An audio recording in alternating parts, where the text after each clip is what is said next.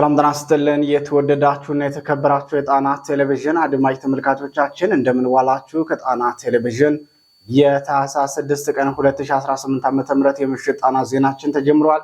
ዜናዎቹን እየመራው አማራ ሰፋ አብሬያችሁ ቆያለሁ። በቅድሚያ አርዕስተ ዜናዎቹን እናስቀድማለን። የአማራ ፋኖ የተጋድሎ ውሎ ከአዲስ አበባ በቅርብ ርቀት በድል ታጅቦ ውሏል። የሸዋ ጠቅላይ ግዛት እዝ ሁለቱን ኮሮች በአራት ግንባሮች ሰፊ ቀጠና ሸፍነው ያካሄዱት ተጋድሎ ዝርዝር መረጃው በዜናችን የሚደመጥ የድል ዜናችን ነው። በቀዳሚነት ይቀርብላችኋል። ወሎ ላይ ጋሸና ዙሪያ ዛሬም ታላቅ ድል የተቀዳጀበትን ተጋድሎ ያደረገው አጼ ምኒልክ እዝ የደጋው መብረቅ ኮር ተጋድሎ አንድ ኦራል ሙሉ የብልጽግናን ሰራዊት እርምጃ ወስጄበታለሁ ብሏል። ጎንደር ጠቅላይ ግዛት እዝ በበኩሉ እብናት ከተማ ገብቶ የሰራውን ኦፕሬሽን በቴጌ ጣይቱ ክፍለ ጦር በኩል መረጃው ለጣና ቴሌቪዥን ደርሷል። የሁለቱም አደረጃጀቶች ሁለት እዞች የተጋድሎ ውሎ ዝርዝር መረጃ ዜናችን ያስደምጣችኋል። ከሳምንት በፊት አዲስ አበባ መግቢያ ላይ በሰርጂካል ኦፕሬሽን ታላቅ ድል የተቀዳጀው አሳምነው እዝ ዛሬ ደግሞ ህዝባዊ ውይይትና የአመራር ሽግሽግ አድርጓል። የአፋባ አሳምነው እዝ የፖለቲካና የተጋድሎ መረጃ ዜናችን በዝርዝር አሰናድቶታል፣ ይደመጣል። እብሪት ውድቀትን ትቀድማለች እንዲሉ የብልጽግናው ሊቀመንበር የተጫናቸው እብሪት በፋኖ ብርቱ ክንድ የመውደቃቸውን ጊዜ የሚያፋጥን መሆኑን ተንታኞች ይናገራሉ። ግንቦት 24 አካሂደዋል የሚሉትን ምርጫ አስመልክቶ ለሹሞቻቸው ባስተላለፉት መመሪያቸው የአማራው ጉዳይ አያሳስባችሁ ያለቀለት ነው፣ የገጠሩ ህዝብ ከእጃችን ወጥቷል፣ የከተማው አማራ ደግሞ ኦልሞስት የገበረ ነው ሲሉ መናገራቸው ተሰምቷል። ዜናችን ዝርዝር ያሰናዳበት ልዩ መረጃ ነው፣ ይቀርብላችኋል። የራያ አላማጣ ጉዳይ ከድጡ ወደ ማጡ እየተሸጋገረ ነው። ዛሬ ለጣና ቴሌቪዥን የደረሰው መረጃ ካህናት በመታሰራቸው ስርዓተ ቤተ ክርስቲያን ቆሟል የሚል መረጃ ነው። በዚህ ጉዳይ ከቦታ የደረሰንን መረጃ አሰባስበንና አካባቢው በዚህ ፍጥነት ወደዚህ አስከፊ ሁኔታ የተሸጋገረበትን ምክንያትም በዜናችን አካተነዋል። ሰዓቱ ሲደርስ ይቀርብላችኋል፣ ይደመጣል።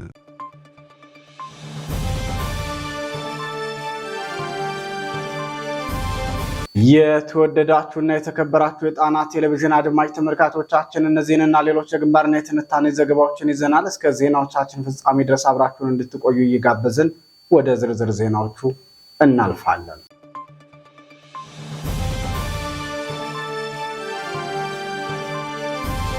ወደ ቀዳሚው ዜናችን አመራን። የሸዋ ጠቅላይ ግዛት እዝ ተጋድሎ ከይፋት እስከ ደብረ ሲና። የአማራ ፋኖ ህዝባዊ ድርጅት ሸዋ ጠቅላይ ግዛት እዝ በሁለት ግንባሮች ሰፊ ቀጠና የሸፈነ ብርቱ ውጊያ በማድረግ ታላቅ ድል መቀዳጀቱን አስታውቋል።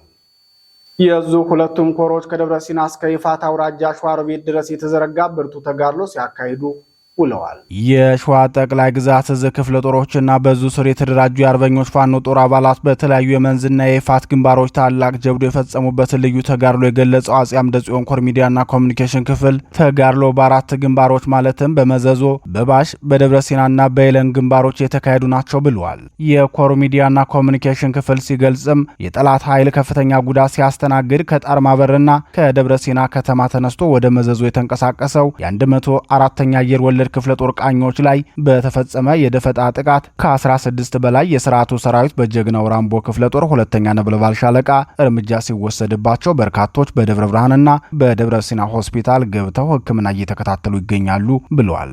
በሌላኛው የመንዝ ቀጠና በተካሄደው የውጊያ ግንባር ደግሞ ከሞላሌ ከተማ የተነሳው የጠላት አየር ወለድ ኮማንዶ ወደ ባሽ ከተማ ባደረገው እንቅስቃሴ በራምቦ ክፍለ ጦር ሶስተኛ ማንበገር ሻለቃ በከፈተበት የጨበጣ ውጊያ በርካታ ኃይሉ ከጥቅም ውጭ ሲሆንበት በዙ የማመድ ቢሆነ ኮር በበኩሉ በዚሁ ደብረ ሲና ከተማ በመግባት የተሳካ ውጊያ ማድረግ ችሏል ሲል የአፋር ሸዋ ጠቅላይ ግዛት እዝ ሚዲያና ኮሚኒኬሽን ክፍል ኃላፊ አርበኛ ዶና አበበ ለጣና ቴሌቪዥን ተናግሯል። ተደጋጋሚ ወታደራዊ ድሎችን በመቀዳጀት የሚታወቀውና 8 ሬጅመንት ሰራዊቴን በልቶብኛል ሲሉ የብልጽግናው ኮማንድ ፖስት ሰብሳቢ ጄኔራል ሹማ አብደታ የሚከሱት ጀግናው የአስቴጎማ ተራራ ክፍለ ጦር ብሩክ የደምስ የሻለቃ በቀጠናው የሚገኘውን የአርበኞች ፋኖ ጦር በማስተባበር ጥምረት ፈጥረው ደብረ ሲና ከተማ በመግባት በብልጽግናው አየር ወለድ ኮማንዶ ላይ ጥቃት በመፈጸም የተሳካ ኦፕሬሽን መስራት ችለዋል። የዙ ሚዲያና ኮሚኒኬሽን ክፍል አክሎም በጀግናው ሰራዊታችን ክንድ ክፉኛ የተመታው የጠላት ብልጽግና ሰራዊት የውጊያ ግንባሮችን በማስፋት ከሸዋ ሮቢት ከተማ በመነሳት ወደ የለን እና ተሬ ለመንቀሳቀስ ያደረገው ሙከራ የከሸፈ ሲሆን ዛሬ በተካሄዱት ሁሉም አውደ ግንባሮች የሸዋ ጠቅላይ ግዛት እዝ የአርበኞች ጦር ሰራዊት ታላቅ ተጋድሎ በማድረግ በገባበት ሁሉ ተገቢውን ምት እያደረሱበት ከፍተኛ ኪሳራ አስተናግዷል ሲል ተናግሯል። በሌላ የተጋድሎ መረጃ በዚሁ ሸዋ ጠቅላይ ግዛት ከመንዝና ግሼ አውራጃ ከሞላሌ ከተማ የተነሳው የብልጽግናው አየር ወለድ ኮማንዶ ክፍለ ጦር ወደ መላያና ወደ ባሽ ከተማ ተንቀሳቅሶ የነበረ ቢሆንም የራምቦ ክፍለ ጦር 3ኛ ማንበገር ሻለቃ እልህ አስጨራሽ ውጊያ በማድረግ የብልጽግናውን ሰራዊት እቅድ ማክሸፍ ችሏል። የአጼ አምደ ጽዮን ኮር ሚዲያና ኮሚኒኬሽን ክፍል የተጋድሎውን መረጃ ሲቀጥልም ወደ መዘዞ ለማቅናት በመጣው የወራሪው አየር ወለድ የጠላት ኃይልና ወደ ባሽ ለማቅናት በተንቀሳቀሰው የጠላት ኃይል ላይ በሁለቱም ግንባር የአርበኞች ፋኖ ጦር በውጊያው ተሳትፈዋል። በሸዋ ጠቅላይ ግዛት እዝ በየአውራጃው ጠንካራ ምት እያስተናገደ የሚገኘው የብልጽግናው አየር ወለድ ሰራዊት የስርዓቱ ታማኝ መንገድ መሪ አድማ ብተናና ሚልሻ ስርዓቱን በመክዳት ፋኖን እየተቀላቀሉ ሲሆን ዛሬም በመራቤቴ አውራጃ ከሚዳ አገዛዙን የከዱ የሚልሻ አባላት ለአጼ አምደ ጽዮን ኮር አጼ ዳዊት ክፍለ ጦር 3ኛ ቀስተ ንብ ሻለቃ እጅ ሰጥተዋል ሲል መረጃውን አድርሶናል።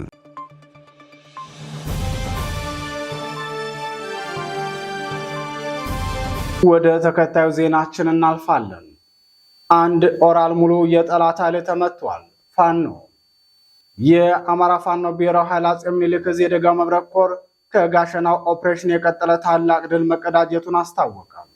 የአማራ ፋኖ ህዝባዊ ድርጅት ጎንደር ጠቅላይ ግዛት ዕዝ እቴጌ ጣይቱ ክፍለ ጦር በበኩሉ ቋሊሳ ላይ ድል መቀዳጀቱን ገልጿል። የደጋው መብረቅ ኮር አሃዶች በጥምረት ባደረጉት ተጋድሎ አንድ ኦራል ሙሉ የብልጽግናውን ሰራዊት እርምጃ እንደወሰዱበት የገለጸው የኮሩ ቃል አቀባይ ክፍል ተጋድሎን ያካሄዱት ከአንሻ ሰይድና ከቀኝ አዝማች ተበጀ ወርቆ ክፍለ ጦሮች የተውጣጡ አሃዶች ናቸው። የዛሬው በድል የታጀበ ተጋድሎ ከትናንቱ የጋሸናው ሰርጂካል ኦፕሬሽን የቀጠለ መሆኑን እዙ ጨምሮ ገልጿል። ከሁለቱ ክፍለ ጦሮች የተውጣጡ የፋኖ አሃዶች ዛሬ ታህሳስ 6 2018 ዓ.ም ጧት ጀምሮ እስከ አመሻሽ 11 ሰዓት ገዳማ ድረስ ላስጨራሽ ትንቅንቅ በማካሄድ አንድ ኦራል ሙሉ የብልጽግናውን ሰራዊት ሙሉ በሙሉ እርምጃ እንደወሰዱበት ታውቋል። የእዙ ቃል አቀባይ መምሪያ የተጋድሎ መረጃ ሲገልጽም ስርዓቱ በውጊያ የቆሰሉበትን ወታደሮች በ7 ፓትሮል ተሽከርካሪ ጭኖ ወደ ሕክምና መውሰዱን ተናግሯል።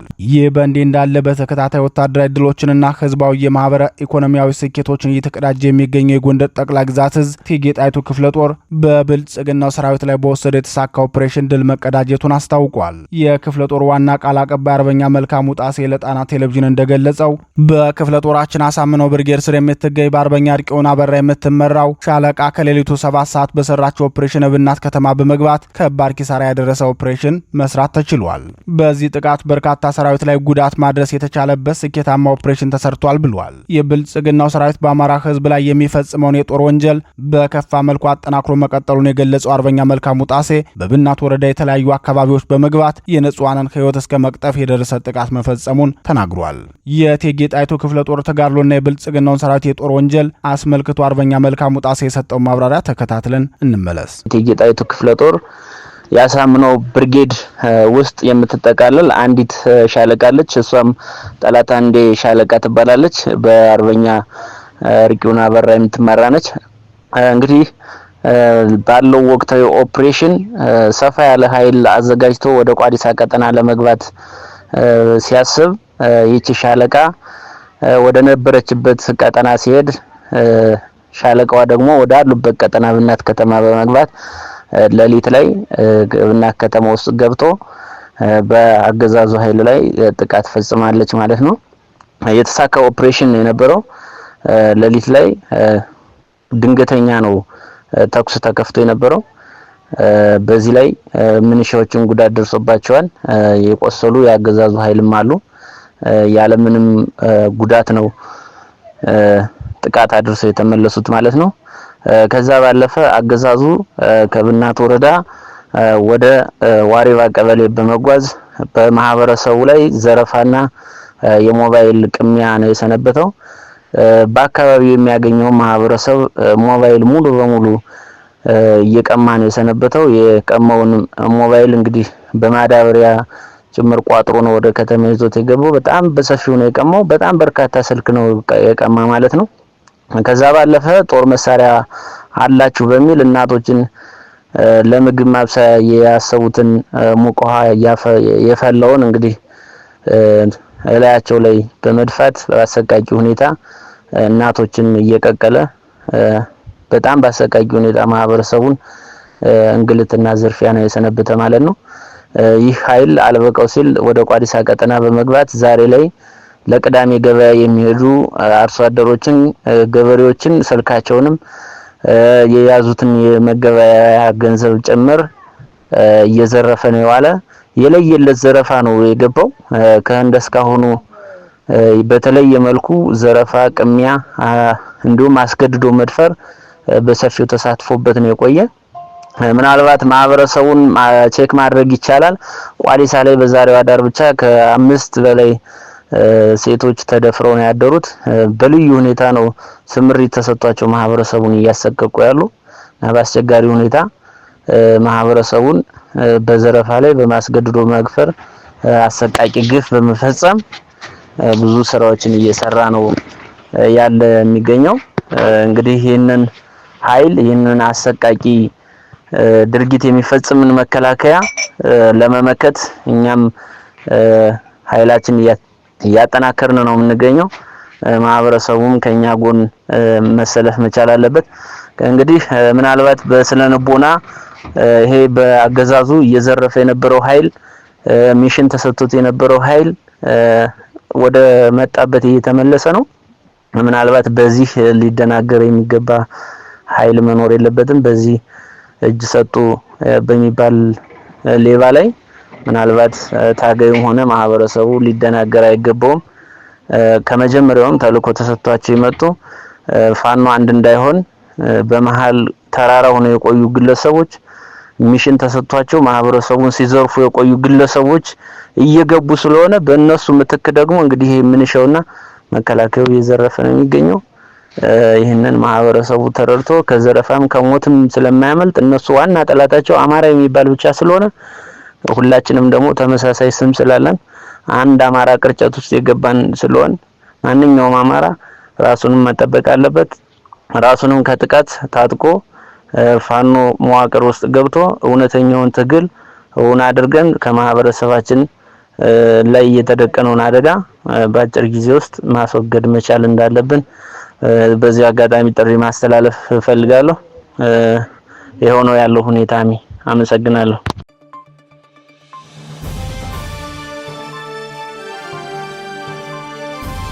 ዜናዎቻችን እንደቀጠሉ ናቸው። አሳምነው እዝ ወታደራዊ ግምገማና ህዝባዊ ውይይት አካሄደ።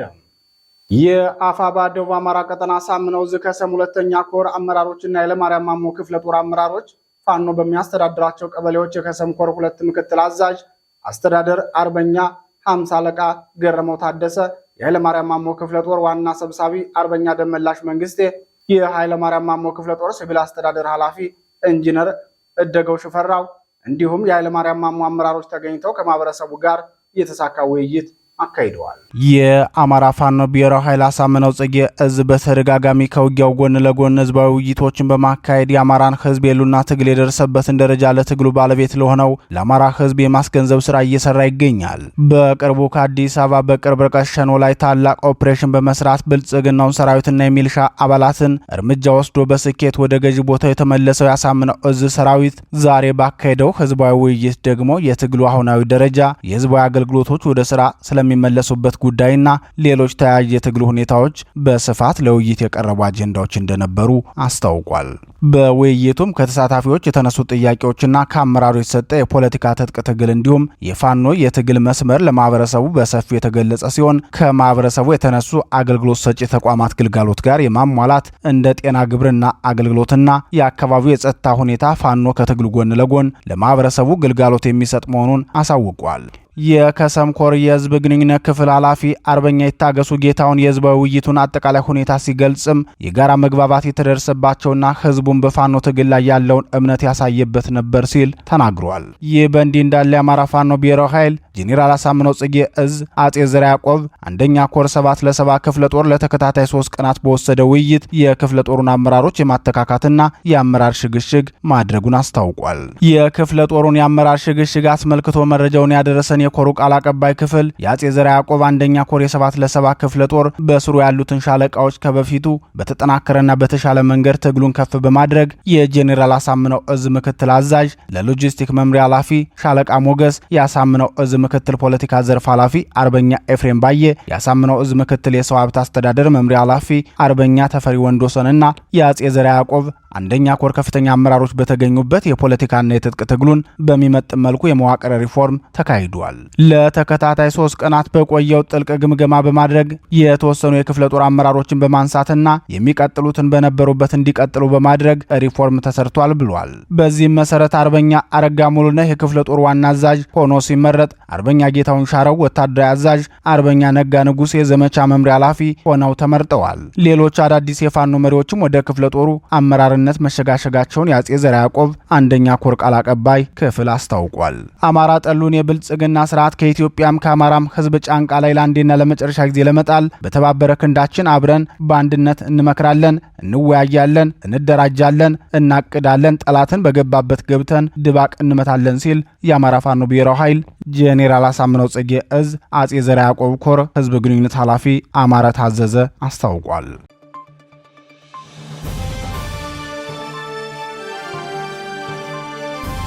ክቡራትና ክቡራን የጣና ቴሌቪዥን አድማጭ ተመልካቾቻችን የታህሳስ 6 ቀን 2018 ዓ.ም የምሽት ጣና ዜናችን አሁንም እንደቀጠለ ነው።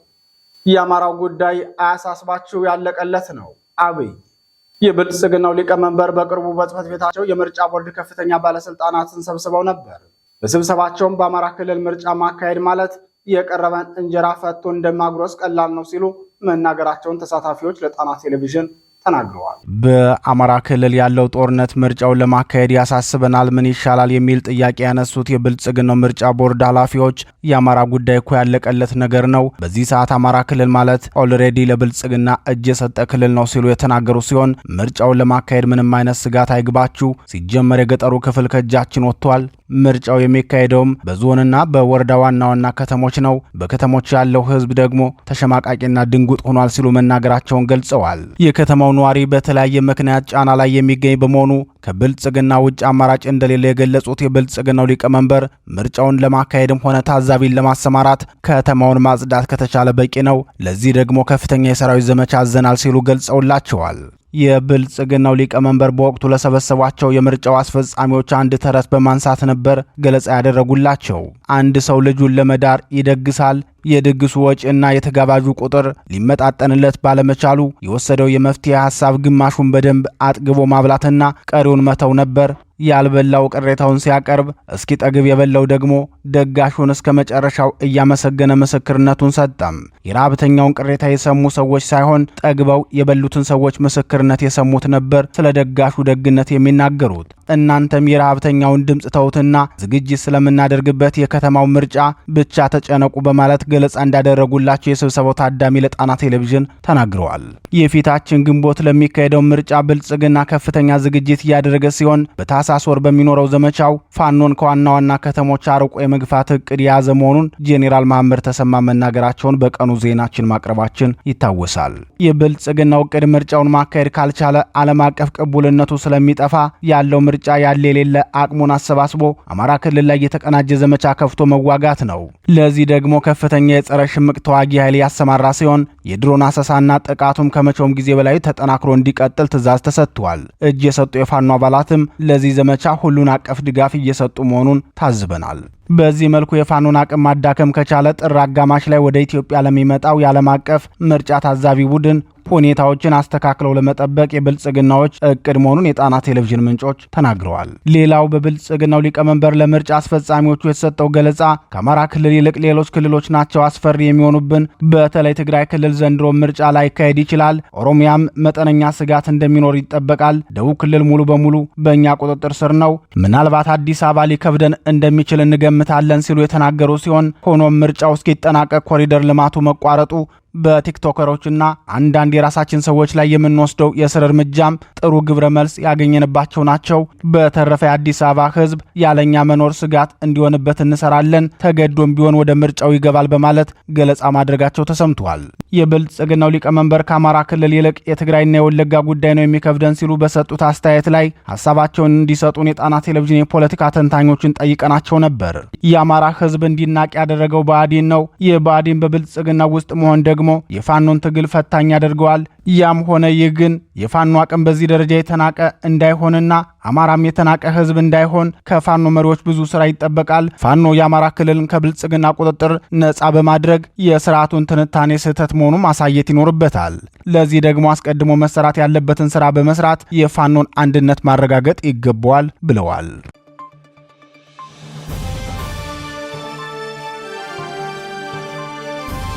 ወደ መጨረሻው ዜናችን እናልፋለን። ካህናት በመታሰራቸው ስርዓተ ቤተክርስቲያን ቆሟል። ነዋሪዎች በአማራ ክልል ከሚገኙ ሀገረ ስብከቶች መካከል አንዱ በሆነው የሰሜን ወሎ ሀገረ ስብከት በመገንጠል ራሱን የራያ ቤተ ክህነት ብሎ ያቋቋመውና በመቀሌው መንበረ ሰላማ የሚመራው አስተዳደር በራያ አላማጣ በርካታ ካህናትን ወደ እስር ቤት ማስገባቱ ተገልጿል። በህወሓት ታጣቂ ልዩ ድጋፍ የሚደረግለት ይህ ቤተ ክህነት አደገኛ የፖለቲካ እንቅስቃሴ እያደረገ መሆኑንም ነዋሪዎች ለጣና ቴሌቪዥን ገልጸዋል። እንደ ምንጮቻችን ገለጻ ባላማጣና በዋጃ ከተማ የኢትዮጵያ ኦርቶዶክስ ተዋሕዶ ቤተክርስቲያን መዋቅር እየፈራረሰ ይገኛል ሲሉ የተናገሩ ሲሆን በትናንትናው ዕለት በቤተክርስቲያን አገልግሎት ላይ የነበሩ ዲያቆናትን ጨምሮ ዛሬም በርካታ ካህናትና የቤተክርስቲያን አገልጋዮች ታፍሰው መወሰዳቸው ተረጋግጧል።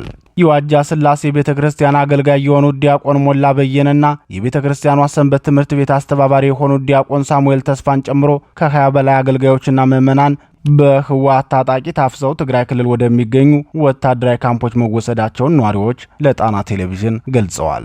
ይህን አፈሳ እንዲፈጽም ተልዕኮ የተሰጠው አርሚ 24 አሞራ ክፍለ ጦር የሚባለው የህወሓት ወታደራዊ ክንፍ መሆኑን የገለጹት ምንጮቻችን ትናንትና ዛሬ ብቻ ከ100 በላይ ሰዎችን አፍኖ ወደ ትግራይ ክልል ማይጨውና መሆኒ አካባቢዎች እንደወሰደ ተናግረዋል። በአማራ ክልል ሰሜን ወሎ ዞን ራያ አላማጣ እንዲሁም በዙሪያው ያሉ 212 አብያተ ክርስቲያናት መዋቅራቸውን አፍርሰው በመቀሌው መንበረ ሰላማ እንዲመሩ እያደረጉ እንደሆነ ጣና ቴሌቪዥን በተደጋጋሚ መዘግቧ ይታወሳል። ከሰሞኑ በራያ አላማጣ ወረዳ ባላማጣ ከተማ በኮረም ከተማ እንዲሁም በኦፍላና ዛታ ወረዳዎች የሚገኙ አብያተ ክርስቲያናት ሙሉ በሙሉ የመዋቅር መፈራረስ አጋጥሟቸዋል ተብሏል። እንደ ምንጮቻችን ገለጻ ከሆነ ካህናት በህወሓት ታጣቂዎች ታፍነው መወሰዳቸውን ተከትሎ ዛሬ ቤተክርስቲያናት ከአገልግሎት ውጭ መሆናቸው ታውቋል። ከካህናት በተጨማሪ ሌሎች በግል ስራ የሚተዳደሩ ነዋሪዎች በገፍ እየታፈሱ መሆናቸውን የገለጹት የጣና ቴሌቪዥን ምንጮች በትናንትናው ዕለት ባላማጣ ከተማ 6 ሰላማዊ ሰዎች ከቤታቸው ታፍነው መወሰዳቸውንና በዛሬው ዕለትም 3 ወጣቶች ከቤታቸው በተቀመጡበት ታፍነው እንደተወሰዱ የአካባቢው ነዋሪዎች ጨምረው ገልጸዋል። ወደ ነበርንበት የሲኦል ዘመን ተመልሰናል የሚሉት የአካባቢው ነዋሪዎች በአካባቢው የትኛውም ሰው በሰላም ውለው ለመግባቱ እየተጠራጠረ በመሆኑ መኖሪያ ቀያውን ለቆ የሚወጣው ህዝብ ቁጥር በርካታ መሆኑንም ይገልጻሉ። የብልጽግናው ስርዓት ከህወሓት ጋር ባደረገው የጓዳ ስምምነት መሰረት የራያ አላማጣና አካባቢውን የአማራ ህዝብ በህወሓት ዳግም ባርነት ስር እንዲማቀቅ በ2016 ዓ.ም ነበር የህወሓት ታጣቂዎች ወደ አካባቢው መግባት የጀመሩት።